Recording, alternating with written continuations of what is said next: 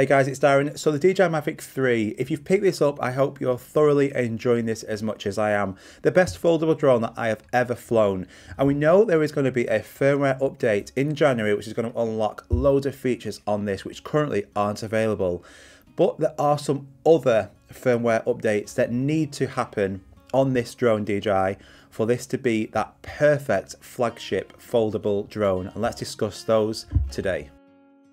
Now this drone is expensive, let's not forget that. This one cost £1,850 and it goes all the way up to $5,000 for that Cine Premium model. So it's not cheap. Is it a consumer drone? Well, you can pick this up as a consumer by far. Yes, it's the best drone flying experience by a long way. I had the DJI Air 2S and this is better. But if you're spending $5,000 on a drone, you're not going to be just that hobbyist flyer flying on a Sunday afternoon. So this drone, for the price point, needs to be spectacular and perfect no matter who's flying it, a consumer or a pro. Now the first one is relating to return to home. I haven't done a full video on return to home on this drone because, quite frankly, I don't trust it. And the issue is that at the moment it's using intelligent return to home, this new return to home feature. What this does is this maps the quickest route from get to A to B to get back to you. Now that is good and intelligent, but it also depends on your location. So the old classic version of return to home, you would set your return to home altitude, let's just say for example 100 meters. So I would always recommend setting it higher than that tallest object where you are, the tallest building for example. So it's going to be here. If you lose signal or you just need to get it back to you, the drone will then climb to the altitude you've set and go across and then land at you, and it'll just go in this kind of formation. Now what it does, it doesn't do that. So if you set your return to home altitude at 100 meters and you're 50 meters in height, it will come back to you and decrease on its way back. It won't increase to the set altitude. It'll come back intelligently. Now, depending on the location, that's great because it enables the drone to get back to you quickly. It's not wasting time increasing, going to that altitude you've set. It could be windy. So these are good examples of it. But the downside to it is if you're in an area, say in the field, and you've got power lines, this isn't going to go over those power lines automatically like you've set it to. It will go towards them. And then you're then dependent on the obstacle avoidance, realizing that, oh God, there's some power lines in front of me, and then it will then go over them and come back to you. That's quite risky, isn't it? I would be much more comfortable if I'm in an area where there's some really tall buildings to go, right, I need my drone to come back to me at 100 meters in height. The tallest building is around about 60 meters, so I know it's got a 40 meter clearance on that, guaranteed, if I lose signal. No, at this time, it will just come back to you the way it deems to be the fastest way of getting back.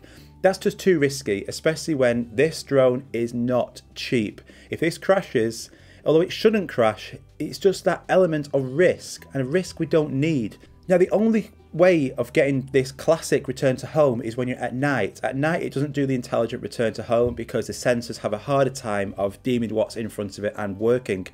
But there is no toggle switch within the menus, so I would like that to be added. Do you want intelligent return to home or just another version of the old classic? I don't know what the name would be, but just that. You could then set that accordingly. Okay, so this one isn't ready just yet. This is going to be out in January, and this is relating to the active track. There are some niggles relating to the sensors, and that's obviously going to affect the active track. So if you're flying the drone and it detects an object, and it's within this safety bubble around the drone will then reduce the speed. So like on Skydio drones, it has a safety bubble of about 1 to 2 meters. Anything more than that, it will go at full speed. Within 1 to 2 meters, it will reduce its speed. On this drone, around about 4 meters, it has a safety bubble around it. So if you're within 4 meters of an object, this will reduce its speed to 10 kilometers per hour, which is pretty much walking pace. This means if you're in an area where you're trying to track something, let's just use the example of a car. We've seen this scene in so many Hollywood films where it's your car on a really short, narrow lane, trees either side of it, and then the drone is tracking the car behind it. It's a lovely shot, and you're within 4 meters of these trees. This drone is going to then be going at 10 kilometers an hour, and we have no option in the settings to change that. The only option you have is just to turn the sensors off altogether, which we don't want. Now I hope once the active track does come out at the end of January, this will be sorted. But you can see if you're trying to track something, not just a car, say a bike, someone on a bike, or a scooter, a skateboard, and you're just tracking them at the side of it, you've dragged the square around them, it detects that there is trees and they're on a path, it's only going to go at 10 kilometers an hour, so that shot's wasted. We need an option within the settings so we can either reduce this safety bubble around the drone to say 1 to 2 meters like Skydio does, or another option to have this safety bubble but still go at full speed. The DJI Air 2S one, when it did track, that went a lot faster and that didn't have this really large safety bubble around it. So DJI can do this, make it happen. So relating to the camera, we've got different profiles. We've got normal, which is H.264 and H.265, which look brilliant. And we've also got D-Log. Now D-Log is that flat color profile. It's 10-bit. It's the best quality, but you're then going to have to go and color grade it. Once you color grade it, the footage will look great. Now in pro settings on this, remember, this is a consumer stroke pro drone, $5,000 drone. We've only got ISO 400 or 800. No other options of ISO to change. Why?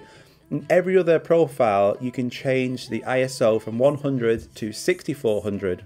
But in D-Log, 400 and 800. Now I believe HDR video is also going to be released in January, so that'd be great to see. We've got that on the DJI Air 2S, so that's good. But certainly in D-Log, you know, a lot of professionals who will fly this for commercial work won't use normal profile, won't use H.264, H.265, it'll be D-Log all the time.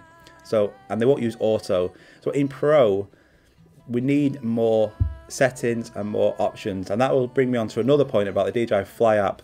I'll leave that to the end. Okay, so the next one is relating to waypoints.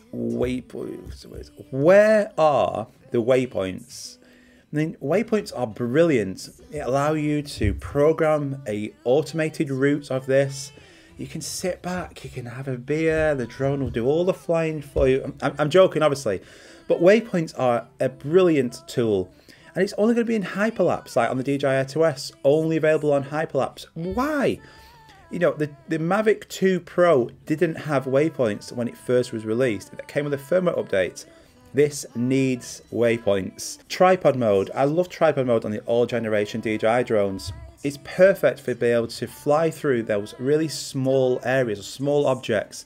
You can turn the sensors off here, you can put it into cine mode, but because it's a powerful drone, it still moves fairly quick. For the drone of this price, we should have everything. It shouldn't be held back on features.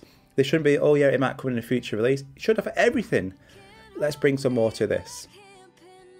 So the next one's relating to the RC controller. Now I've not bought this yet, I'm still debating, but my flying combo is the DJI Mavic 3 and the Mini 2. It's a perfect combination. But currently the new controller, this Pro controller, will only work on the DJI Mavic 3. It won't work on the Mini 2. So if I take this with me in the same bag and I fly this and then I want to go and get some shots with this, I've got to then switch back to the old controller. I can't use this new brilliant high brightness controller. Makes no sense. I mean, a firmware update can solve that 100%, make it happen. Now the final point relates to the DJI Fly Up.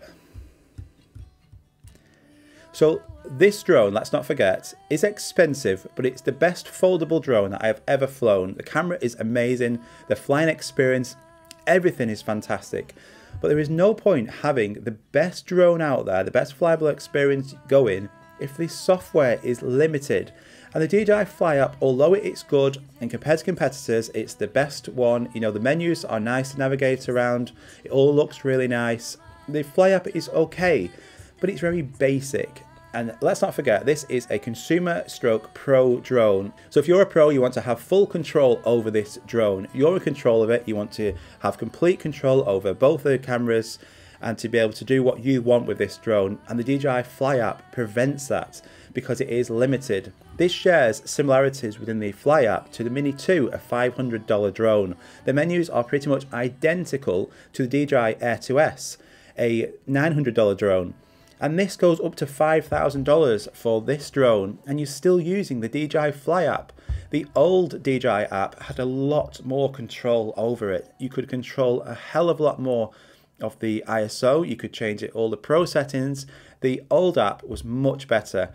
It was buggy, yes, but the DJI Fly App, although it's got rid of it and it looks nicer, the menus are nicer, from a pro standpoint, it's not as good. The telephoto camera, I love the zoom camera on here, it's brilliant, but it's only limited to auto, 4K 30 or 1080p 30. It's bizarre frame rates, which means from using it for a cinematic perspective, which you could do with that 7x zoom, you're going to have to be using it in auto all the time in 4K 30. That needs a firmware update to sort that. Put everything into this. This is the flagship. This is going to be around for a number of years. It's a fantastic drone, but let the software also be just as good. So I hope you found that helpful, guys. If you did, new around here, like, subscribe would be awesome. We've just hit 7 million views, which for a small channel is outstanding. I'm so thankful to every one of you who have watched these videos. It's great to see. We do everything tech on this. It's a really busy time of the year. If you want to go and pick the best foldable drone up you want, I'll link in the description below. And this is a beast. It gives you enjoyment to fly it. This and the Mini 2, perfect. So take care, guys. Have a brilliant time. See you soon. Bye-bye.